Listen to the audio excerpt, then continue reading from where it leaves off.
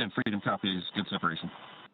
Nick Hague, commander of Crew-9, with his crewmate, Alexander Gorbunov, walking the crew access arm.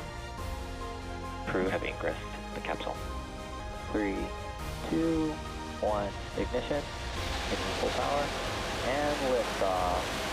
Crew-9, go SpaceX. Those 9 Merlin engines now providing 1.7 million pounds of thrust, propelling Falcon 9 and Crew-9 and continuing to get good calls from teams here on the ground. There's confirmation of MECO. Stage separation confirmed.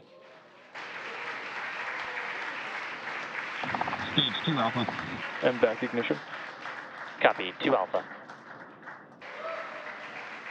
Dragon SpaceX, Dragon separation confirmed. And Freedom copies, good separation.